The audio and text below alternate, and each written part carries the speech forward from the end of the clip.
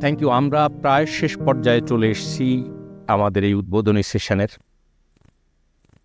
এই পর্যায়ে আমি আজকের এই উদ্বোধনী অধিবেশনের চেয়ার ডক্টর কাজী মারুফুল ইসলামকে ওনার বক্তব্য উপস্থাপন এবং সেশন সমাপ্তি ঘোষণা করার বিশেষ অনুরোধ জানাচ্ছি। Doctor Kazi Maruful Islam. Many thanks, Sir Monera Mustafa. Distinguished guests, especially the ones who are sitting in the dais, Dr. Iftikharuzaman Bonasri Nyogi, and also the chief guest of this occasion, Sweda Rizwana Hassan, who left earlier. And my esteemed colleagues, experts, media professionals, and the participants of this conference, Bangladesh Energy Conference 2025. I take the privilege and honor to chair this session, chair this very inaugural session, and also I take this privilege to welcome you all to rest of the proceedings of this conference in upcoming today and next 2 days. I know that we have some guests from who are not native Bangla speaker. I'm sorry that I'll continue the rest of part of my closing comments in my in Bengali. However, there will be some kind of assistance for you to if you need translation. Bangladesh Working Group on Ecology and Development, যে কনফারেন্সটি আয়োজন করছে সেটি এটা third one. আমরা এর আগে দুটো করেছি এবং সেইটার একটা কন্টিনিউয়েশন, এটা তৃতীয়টি অনুষ্ঠিত হচ্ছে। তো এই অনুষ্ঠানটি অর্থাৎ এই পুরো উদ্যোগটি আয়োজন Bangladesh working group on ecology and development, তার আওতায় হলেও এটির পিছনে আমাদের আরও অনেক পার্টনার আছে। এই মুহূর্তে আমাদের 16টি পার্টনার আমাদের সাথে কাজ করছেন, তাদের সম্মিলিত একটি প্ল্যাটফর্ম। বলে আমাদের যে পার্টনার যারা এই অক্লান্ত পরিশ্রম করে এরকম একটি নিরেট এবং খুব বেশি আনন্দদায়ক না এবং রাজনৈতিকভাবে এটা খুব ক্রিস্পি না, এরকম একটা কাজ চালিয়ে যাওয়ার যে পরিশ্রম এবং যে প্রত্যয় তারা নিয়ে রেখেছেন, তার জন্য আমরা কৃতজ্ঞ। আমাদের সকল পার্টনারদের প্রতি আমরা কৃতজ্ঞ যে তারা এই পুরো কাজটিতে আমাদের সাথে একসাথে আমরা কাজ করতে পারছি। আমি খুব রিপিট করতে চাই না, আমরা যদি কুইকলি একটু জাস্ট রিফ্লেক্ট করি যে আমাদের সকাল থেকে যে সম্মানিত বক্তারা যারা ছিলেন, যারা আমাদের পার্টনার, সংহতি বক্তা প্লাস যে বিশেষজ্ঞ বক্তা যারা ছিলেন, আপনারা দেখবেন যে একটা ওভারঅল সিচুয়েশন উপস্থাপিত হয়েছে। ডক্টর মোয়াজ্জেম উনি আমাদের প্রসেস এবং পার্টিসিপেশন নিয়ে কথা বললেন, যে আমরা কীভাবে গভর্নমেন্ট ডিসিশন মেকিংয়ে সিভিল সোসাইটিরা কীভাবে কাজ করছে তার একটা জায়গা আপনি দেখলেন যে ডক্টর শাহরিয়ার আমাদের এখানে foreign direct investment particularly renewable এনার্জিতে কীভাবে আসতে পারে এবং কোথায় একটা বটলনেক আছে তার একটা রিফ্লেকশন খুব ব্রিফলি এবং সলিড জায়গাতে উনি চিহ্নিত করতে সক্ষম হয়েছেন। শ্রমিকের অধিকার, যেটা আমাদের এথিক্যাল ট্রেডিং ইনিশিয়েটিভের আমিন ভাই উনি উপস্থাপন করলেন, যেটা পরে এসে আবার জোরালোভাবে আসলো আমাদের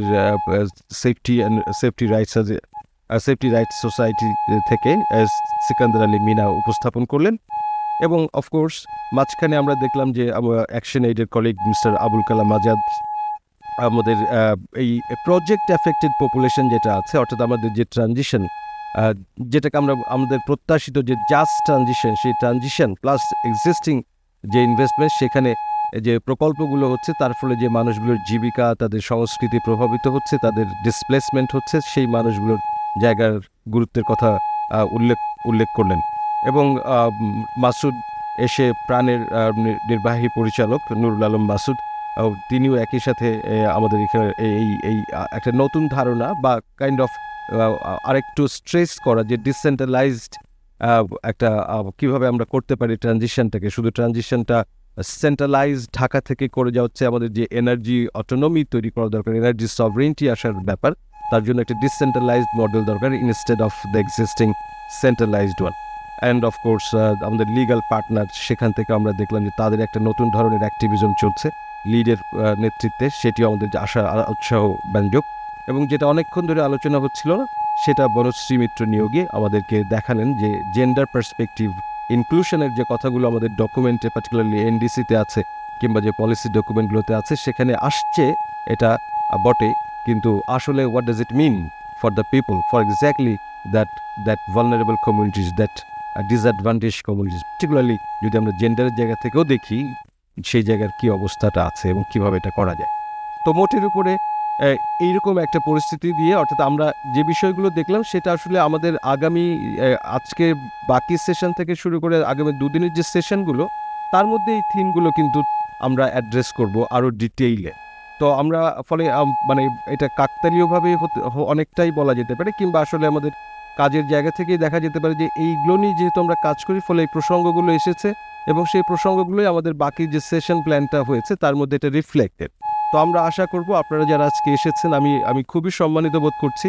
ঢাকা থেকে, ঢাকার বাইরে থেকে আমাদের সহযোদ্ধা বন্ধুরা দীর্ঘদিন ধরে যারা কাজ করছেন তারা আজকে এখানে উপস্থিত হয়েছেন এবং তাদের যে ডেলিভারেশন, তাদের যে ইন্টারভেনশন এবং ইনপুট সেটা আরও সমৃদ্ধ করবেন এই সেশনগুলোতে। এবং যেখান থেকে যেটা আমি আমাদের প্রধান অতিথির আলোচনাকে একটু রেফার করব, যে যিনি বললেন যে আমাদের একটা পথ নকশা, একটা রোডম্যাপ যেটা তারা করে যেতে চান, রেখে যেতে চান, আর সেই রকম একটা পথ নকশায় আমরা কন্ট্রিবিউট করতে পারবো আমাদের এই আউটপুটটা দিয়ে, সেই জায়গাটাতে যেন আপনাদের এই মতামত এবং এইটার রিফ্লেকশনটা আসে।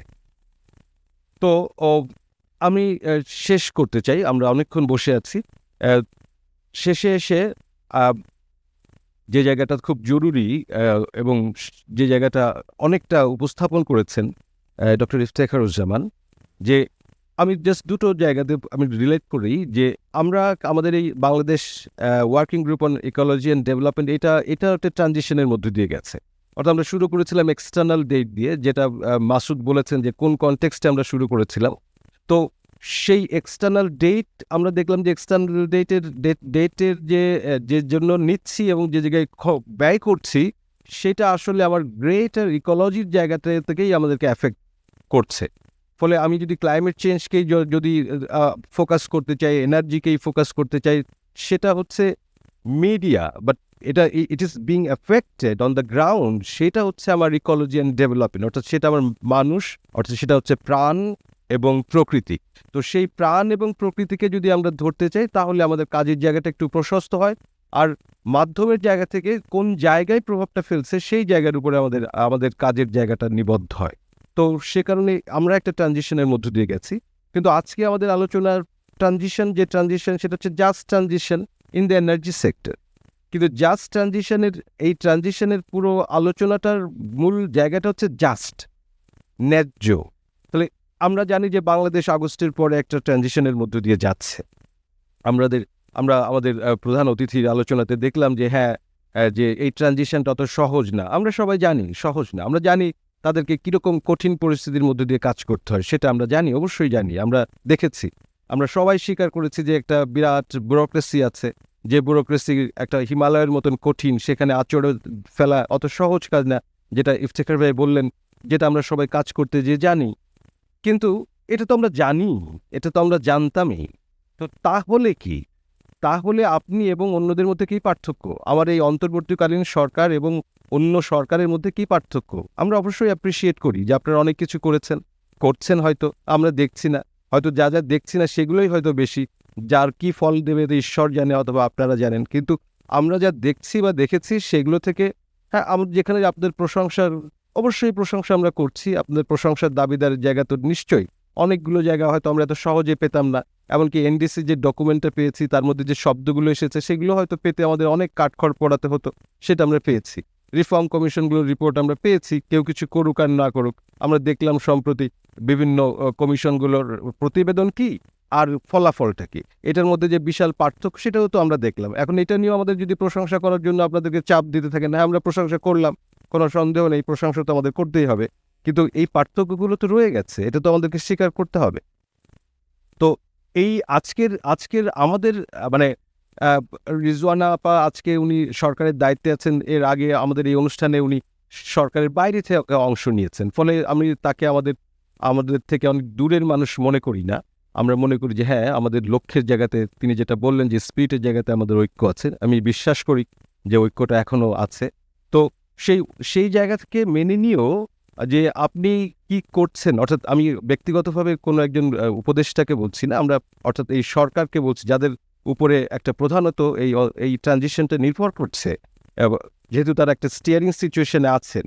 তো সেই ট্রানজিশনের জায়গা থেকে আমরা মানে এই এনার্জি ট্রানজিশনটাকে জাস্ট করা কোনোভাবে সম্ভব হবে না যে যদি কিনা পুরো ট্রানজিশনটা জাস্ট না হয়। অর্থাৎ এটা মানে energy transition is just not only about the technology and finance, it is equally about the principal of governance and justice. এখন আমরা যদি গভর্নেন্স জাস্টিসের জায়গাটা ফোকাস করি, যে যে ক্যাপচার হয়েছিল আমাদের এনার্জি সেক্টরে, যে যে অর্গানাইজড ক্রাইম হয়েছিল, that is all about governance.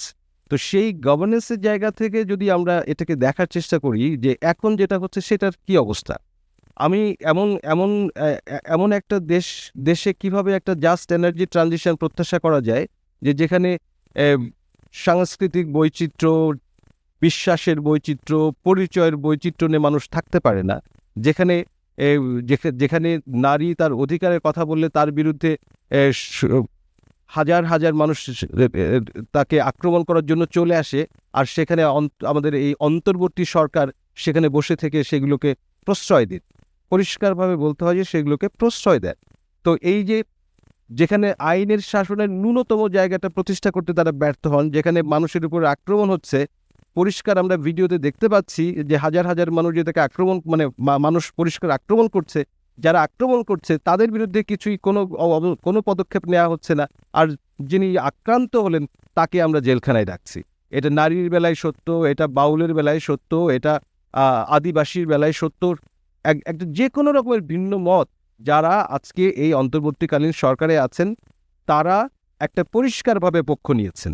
এটা কোনোভাবে বলা যাচ্ছে না যে তারা নিরপেক্ষ আছেন, এটা পরিষ্কার একটা পক্ষ নিয়েছেন, এবং সেই পক্ষটা হচ্ছে তাদের সেই পক্ষকে নিয়েছেন যে পক্ষ এরকম মানুষের ভিন্নতাকে, বৈচিত্র্যতাকে, এদেশের মুক্তিযুদ্ধের যে যে প্রেরণা, যে চেতনা, যে বিশ্বাস, যে আশা থেকে মানুষ একটা স্বাধীন দেশ তৈরি করেছিল, সেই মৌলিক আশার যে জায়গাগুলোতে আক্রমণ যারা করছে তাদেরকে তাদের রক্ষাকর্তা, তাদের প্রশ্রয়দাতা, কি জানি হয়তো উৎসাহদাতার ভূমিকায় তারা চলে গেছেন। তো এই জায়গায় যদি ইনজাস্টিস থাকে তাহলে আমার এনার্জি সেক্টরে জাস্টিস আসা তো খুব দুরূহ, হওয়া অলমোস্ট লাইক ইম্পসিবল। তো আমরা এই বাস্তবতাটাকে বিবেচনায় নিতে হবে। আমরা বলছি যে এটাকে আমরা যে আগামী 2 দিনের সেশনগুলো আছে, সেই সেশনে এই পলিটিক্যাল যে রিয়ালিটিটা আছে সেই রিয়ালিটিটাকে আমাদেরকে ফ্যাক্টর ইন করতে হবে। অর্থাৎ আমাদের আলোচনার সেশনগুলোতে যে আউটপুটটা আমরা প্রডিউস করতে চাই সেটার মধ্যে এটাকে বিবেচনায় নিতে হবে শক্তিশালীভাবে।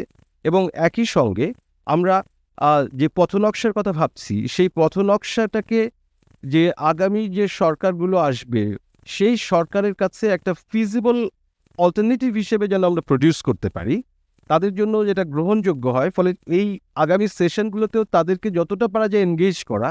আমি জানি যে রাজনৈতিক দলগুলো এখন তারা নির্বাচনের মানে তারাই আছেন, সেই সমস্ত উদ্যোগের মধ্যে আছেন, কিন্তু স্টিল তাদের সাথে আমাদের একটা ডায়ালগ এখনই শুরু করা দরকার। এই আউটপুটটা নিয়েই শুরু করা দরকার যে অন্তর্বর্তীকালীন সরকার তো আর কয়েক মাস, কিন্তু এর বাইরে যারা আসবে তাদের সাথে আলোচনাটাকে আমাদেরকে এক্সটেন্ড করা দরকার, এবং সেইটা এখনই শুরু করা দরকার। এবং হয়তোবা এখন একটু মনোযোগ আমরা বেশি পেতে পারি। ফলে নির্বাচনের আগেই তাদের যে নির্বাচনী প্রতিশ্রুতি, তাদের যে ম্যানিফেস্টো তারা প্রডিউস করতে যাবেন, সেই জায়গাতে যেন আমরা আমাদের এই যে আকাঙ্ক্ষিত পথনকশা, তার যে মূল দাবিগুলোর কিছু কিছু যেন আমরা সেখানে তাদের সাথে নেগোশিয়েট করতে পারি, তাদের সাথে ডায়ালগে আনতে পারি। সেই উদ্যোগটি আমাদের আপনাদের সহযোগিতায় আমরা এটা নিতে চাই, এবং সেই জায়গাটাতে আপনাদের মতামতগুলোকে আমরা সমৃদ্ধ করবেন বলে আমরা আশা করি। তো সেই আকাঙ্ক্ষা থেকে যে আমি শেষ করতে চাই এগেইন যে আমাদের যারা এখানে পার্টিসিপেন্ট আছেন, যারা বিভিন্ন জায়গা থেকে এসেছেন, বিশেষ করে যারা সহযোগিতা করেছেন, সহযোগী সংগঠনগুলো যারা আছেন, তাদের সবার প্রতি আমি আবারও কৃতজ্ঞতা প্রকাশ করতে চাই। Thank you all for being here and for contributing to this essential national kind of conversation. And I also look forward to the fruitful sessions ahead in coming 2 days, including the rest part of the day. So with that note, again, I appreciate all of your participation, especially my young colleagues and from all over the country, and my distinguished esteemed guests. So we are very grateful for your time, for being with us this morning, and thank you once again for me having me here this morning. I thank you so much for your patient hearing. Thank you.